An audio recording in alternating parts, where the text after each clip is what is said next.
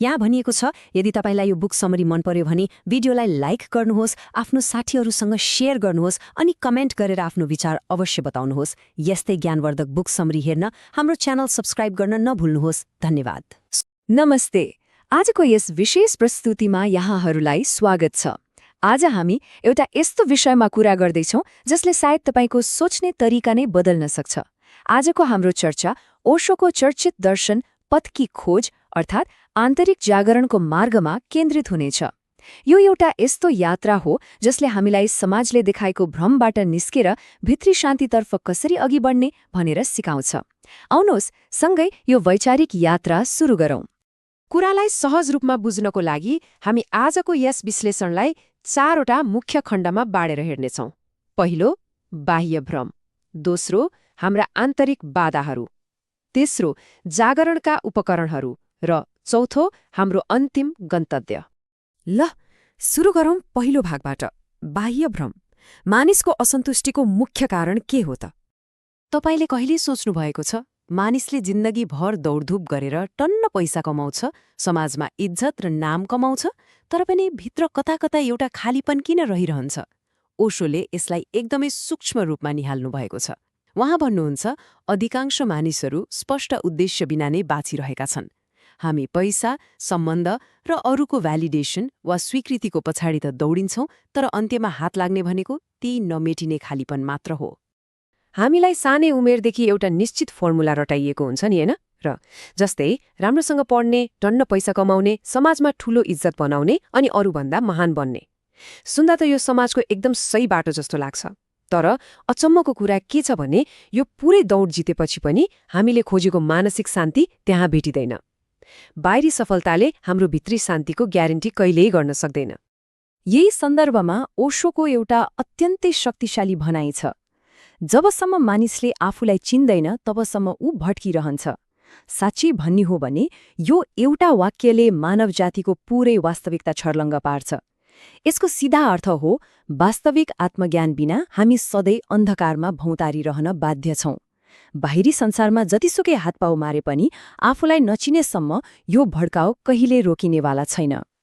हामी शान्ति खोज्न कहाँ कहाँ धाउँदैनौँ र? मन्दिर, मस्जिद, चर्च वा अनेक धर्मग्रन्थहरू पल्टाउँछौँ। तर ओशोको दर्शनले के स्पष्ट पार्छ भने यदि हाम्रो आफ्नै मन अशान्त छ भने यी सबै बाह्य पूजाहरू व्यर्थ छन्। सत्य कुनै भौतिक स्थानमा वा भवनमा छैन, यो त केवल तपाईँ हाम्रै चेतना र मनभित्र अवस्थित छ। अब जाउँ दोस्रो भागमा। यदि सत्य साँच्चै हाम्रै भित्र छ भने हामीलाई त्यो फेला पार्नबाट रोक्ने हाम्रा भित्री तगाराहरू चाहिँ के हुन् त? यहाँनिर सबैभन्दा ठूलो विलेन भनेको हाम्रो आफ्नै अहङ्कार अर्थात् इगो हो। अहङ्कारले मानिसलाई मनै सबैभन्दा ठूलो हुँ, मनै सही हुँ भन्ने गहिरो भ्रममा पार्छ। यसले हामीलाई अरूलाई सानो देख्न सिकाउँछ अनि सबैभन्दा खतरनाक कुरा, यसले हाम्रो प्रेम गर्ने क्षमता नै नष्ट गरिदिन्छ। जबसम्म यो अहङ्कार रहन्छ, मानसिक शान्ति सम्भव नै छैन। अहङ्कार मात्र होइन, हामी विभिन्न डरहरूका कैदी पनि हौं। असफलताको डर, समाजले के भन्ला भन्ने डर, मृत्युको डर अनि भविष्यको चिन्ता। यी डरहरूले हामीलाई स्वतन्त्र भएर बाँच्ने दिँदैनन्, तर यसको अचूक औषधि भनेको यी डरहरूबाट भाग्ने होइन, बरु टक्क रोकिएर यिनलाई गहिरिएर बुझ्नु हो। जब हामी डरको सामना गर्छौं तब मात्र त्यसको पकड हामीमाथि कमजोर हुन्छ। अनि सबैभन्दा ठूलो डर, मृत्युको डर। यहाँनिर ओशोको दृष्टिकोण एकदमै फरक र चाखलाग्दो छ। उहाँ मृत्युलाई एउटा भयानक, सबै कुरा सिद्धिने अन्त्य मान्नुहुन्न। उहाँको भनाइमा जसले वर्तमानमा पूर्ण रूपमा जीवन बाँच्न सिकेको छ उसले मृत्युसँग कहिल्यै डराउनु पर्दैन, किनकि मृत्यु भनेको त केवल एउटा अवस्थाबाट अर्को अवस्थामा प्रवेश गर्ने परिवर्तन मात्र हो। त्यसो भए यी डर र अहङ्कारको जेलबाट बाहिर निस्कने उपाय के त? आउनुहोस् तेस्रो भागमा जागरणका ती उपकरणहरूबारे चर्चा गरौँ। यसबाट मुक्त हुने सबैभन्दा प्रमुख हतियार हो ध्यान। तर याद राख्नुहोस्, ओशोले ध्यानलाई आँखा चिम्लेर संसारको जिम्मेवारीबाट भाग्ने बाटो भन्नुभएको छैन। उहाँको विचारमा ध्यान भनेको त सक्रिय रूपमा जाग्ने प्रक्रिया हो, एकदम शान्त भएर आफ्ना विचारहरूलाई केवल हेर्ने र साक्षी बन्ने प्रक्रिया। जबसम्म मन पूर्ण रूपमा खाली हुँदैन तबसम्म भित्र हेरिरहने, त्यही विचारशून्य मौनतामा मात्र सत्यको अनुभव हुन्छ। ध्यानसँगै अर्को एकदमै महत्त्वपूर्ण कुरा भनेको स्वतन्त्र सोच हो। समाजले जे सिकायो त्यही आँखा चिम्लेर पत्याउने बानीले हामीलाई जिन्दगीभर अरूको दास बनाउँछ। त्यसैले हरेक कुरामा प्रश्न गर्न सिक्नुपर्छ। आफ्नो सत्यको खोजी आफै गर्ने, अन्धभक्तिलाई ठाडै अस्वीकार गर्ने र पुराना काम नलाग्ने परम्पराहरूको साङ्लो चुडाल्ने हिम्मत गर्नुपर्छ। अनि अर्को ठूलो पासो भनेको समयको पासो हो।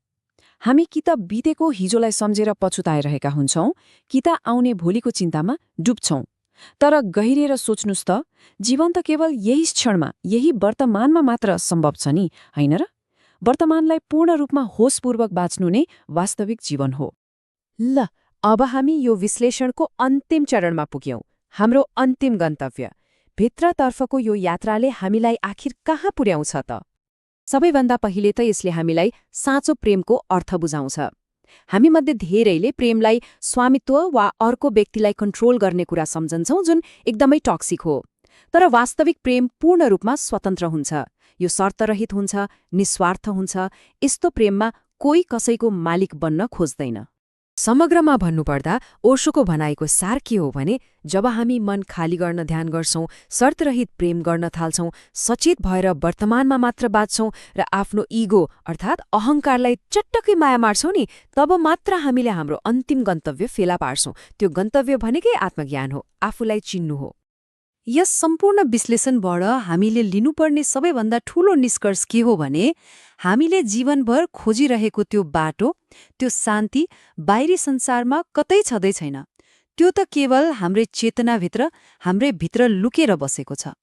त्यसैले हाम्रो जीवनको ऊर्जा बाह्य सफलताबाट अब आन्तरिक खोजीमा मोडिनु एकदमै आवश्यक छ।